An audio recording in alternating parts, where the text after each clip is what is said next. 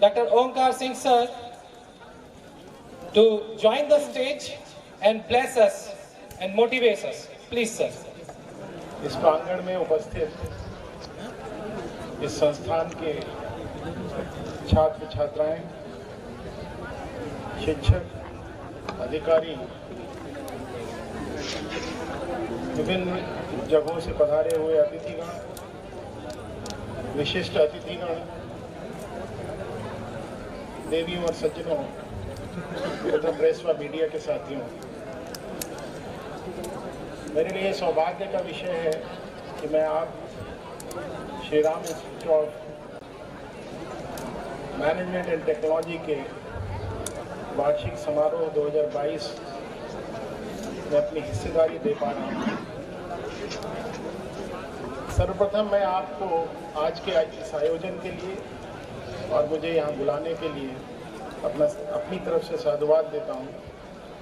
और मैंने अभी कुछ आपकी परफॉर्मेंसेस जो मंच पे प्रस्तुतियाँ बच्चों ने की वो देखी और महसूस किया कि हर जगह बच्चों के अंदर बहुत प्रतिभा होती है, ज़रूरत है उसको तराशने की। इन शैक्षणिक संस्थाओं की ये जिम्मेदारी है, चाहे वो विश्वविद्यालय हो या कोई संस्थान हो, सबकी सामूहिक जिम्मेदारी है कि आने वाली पीढ़ी को वो सभी अवसर प्रदान करें, शिक्षा के साथ साथ उनके बहुमुखी विकास की सभी संभावनाएं उनको उपलब्ध कराए, ताकि वो इस सभ्यता समाज के संधारणीय विकास में अपनी भूमिका अदा कर सकें। उत्तराखंड प्रौद्योगिकी विश्वविद्यालय के कुलपति के रूप में मैं काशीपुर पहली बार आया हूँ। यहाँ पर आने के बाद इस प्रांगण में उपस्थित एक इंडस्ट्रियलिस्ट ने मेरे से एक पॉइंटेड क्वेश्चन किया, इस टेक्निकल यूनिवर्सिटी का उत्तराखंड के डेवलपमेंट में क्या योगदान है। ये क्वेश्चन इस टेक्निकल यूनिवर्सिटी पर नहीं, ये पूरे यूनिवर्सिटी सिस्टम पर है। इस यूनिवर्सिटी सिस्टम या हायर एजुकेशन सिस्टम का इस देश की जो आज की स्थिति है, प्रदेश की जो स्थिति है और जो समाज की समग्रता से यदि आप स्थिति का आकलन करें तो उसमें क्या योगदान है।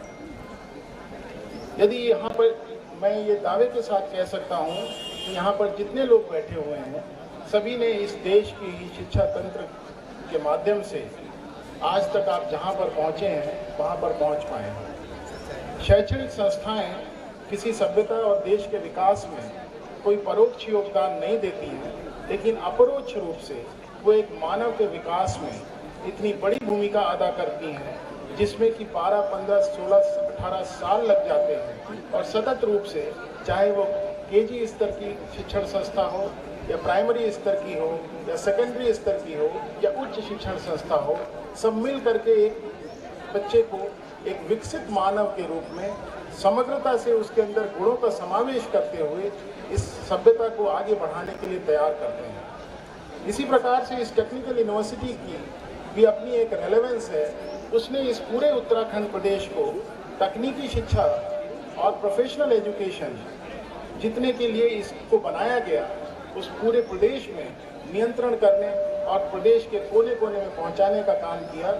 और मेरे को इस बात को कहने में बहुत गर्व की अनुभूति होती है कि ये तकनीकी विश्वविद्यालय लगभग 70 से ज़्यादा संस्थाओं के माध्यम से उत्तराखंड ही नहीं, उत्तराखंड से बाहर के बच्चों को भी उच्च तकनीकी शिक्षा देने का काम कर रहा है। इस प्रांगण में बैठे हुए बहुत सारे बच्चे दूसरे विश्वविद्यालय से संबद्ध पाठ्यक्रमों में भी अध्ययनरत हैं। ये जो एफिलिएशन का सिस्टम है, ये एफिलिएशन का सिस्टम भारत जैसे एक हाईली पॉपुलेटेड कंट्री में बहुत रेलेवेंट है, क्योंकि ये जो एजुकेशन के जो मानक हैं उनको तय करना और उनके हिसाब से परीक्षा कराना, परिणाम देना और बच्चों को एक बेंचमार्किंग करना एक बहुत बड़ी जिम्मेदारी होती है, जो कि ये विश्वविद्यालय करते हैं। विश्वविद्यालय के तंत्र में कमियां हो सकती हैं, लेकिन उद्देश्यों में कोई कमी नहीं।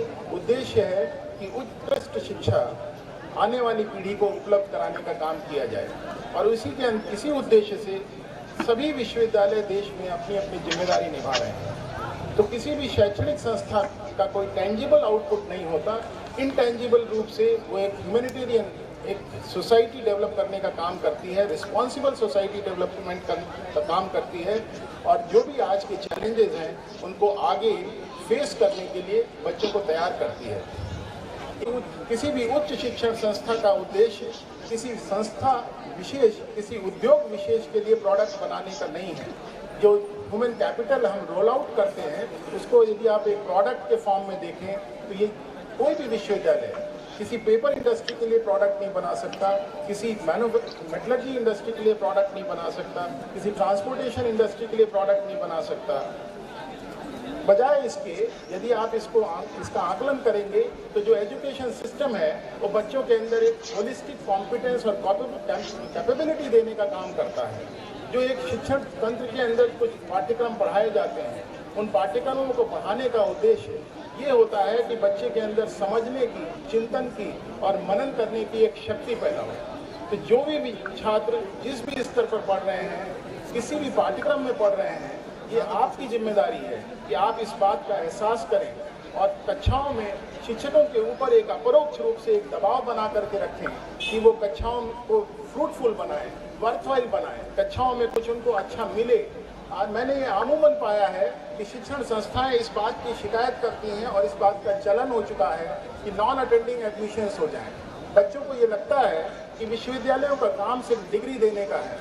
ये एक गलतफहमी है और बहुत जल्दी इससे हमें बाहर निकलना होगा।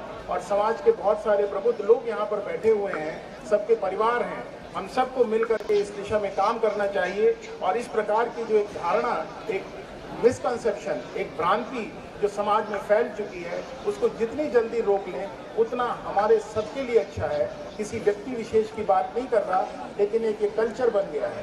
मैंने जब उत्तराखंड तकनीकी विश्वविद्यालय के कुलपति के रूप में कार्यभार ग्रहण किया तो मेरे सामने ये विषय आया कि यहाँ पर बहुत सारी संस्थाएं हैं जहाँ में नॉन अटेंडिंग एडमिशन्स होते हैं। मैंने पूछा ये कौन सी कैटेगरी है, तो उन्होंने कहा ये कैटेगरी वो है जिसमें कि बच्चे एनरोलमेंट करा लेते हैं और सिर्फ एग्जामिनेशन देने आते हैं। तो इस प्रकार से जो भी बच्चे या जो भी अभिभावक इस प्रकार की प्रवृत्ति को आगे बढ़ा रहे हैं वो अपने साथ ही धोखा कर रहे हैं।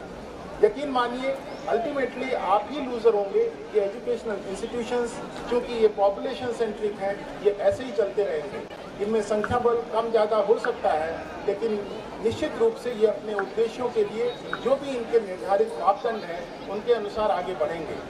जो यहाँ पर बच्चे बैठे हुए हैं, आपसे मैं अनुरोध करूँगा कि आप अपने जीवन में अपनी जिम्मेदारियों को समझें। आपके सामने इस सभ्यता को आगे ले जाने की जिम्मेदारी है।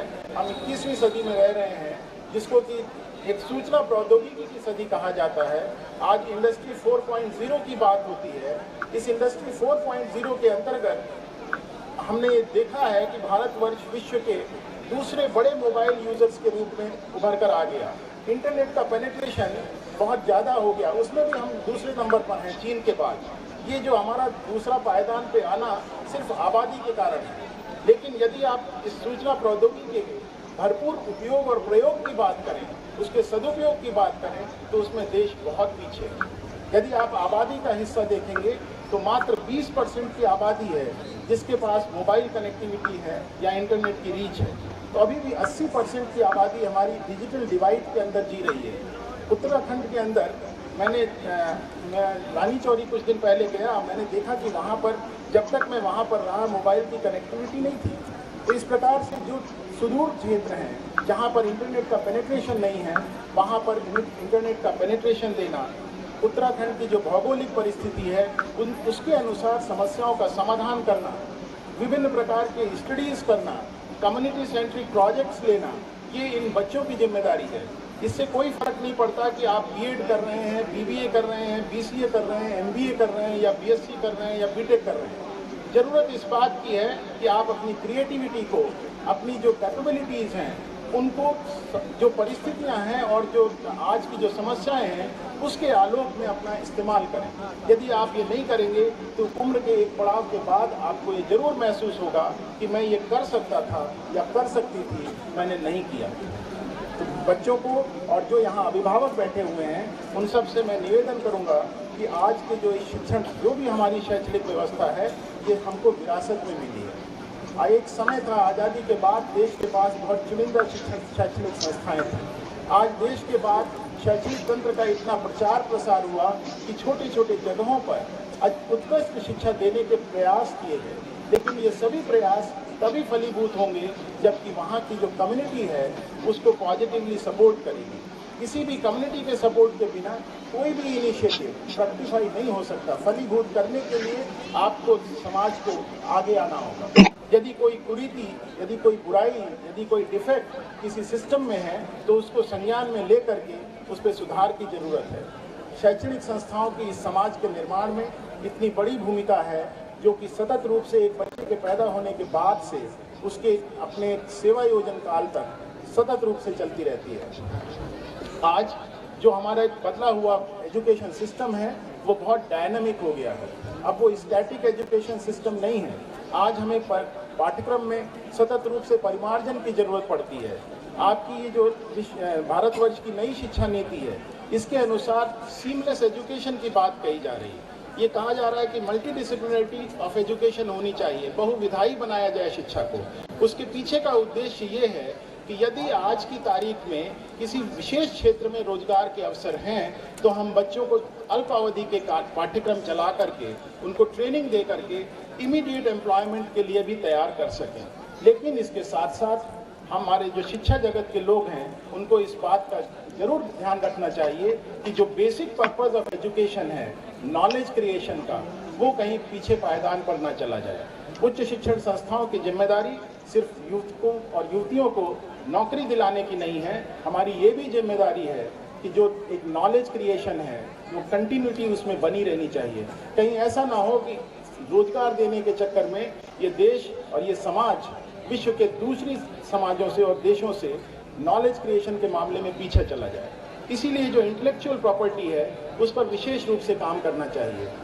इस इंस्टीट्यूशन को जहाँ पर मैं हूँ, मैंने आपके संस्था के निदेशक से मेरी काफ़ी चर्चा हुई और मैं ये ज़रूर उनसे अपेक्षा करता हूँ कि काशीपुर जो एक इंडस्ट्रियल हब है, और मैंने सतत रूप से अनाउंसमेंट्स हो रहे हैं कि एक्स इंडस्ट्रियलिस्ट आ गए, वाई इंडस्ट्रियलिस्ट आ गए। मैं चूँकि यहाँ से नहीं हूँ, मैं बहुत फैमिलियर नहीं हूँ, इसलिए नाम नहीं याद है मुझे, लेकिन बहुत बड़े बड़े इंडस्ट्रियलिस्ट यहाँ पर इस प्रांगण में बैठे हुए हैं। तो मैं डायरेक्टर साहब से अपेक्षा करूँगा और अनुरोध करूँगा कि एक इंडस्ट्रियलिस्ट के साथ मिल करके एक कंसोर्शियम इस्टेब्लिश करें और यूनिवर्सिटी से आपको जो भी सहयोग की अपेक्षा हो वो यूनिवर्सिटी आपको सहयोग करेगी और इस कंसोर्शियम के माध्यम से आपके जो भी प्रोफेशनल कोर्सेज यहाँ पर चलते हैं उनको होलिस्टिकली चेंज करें।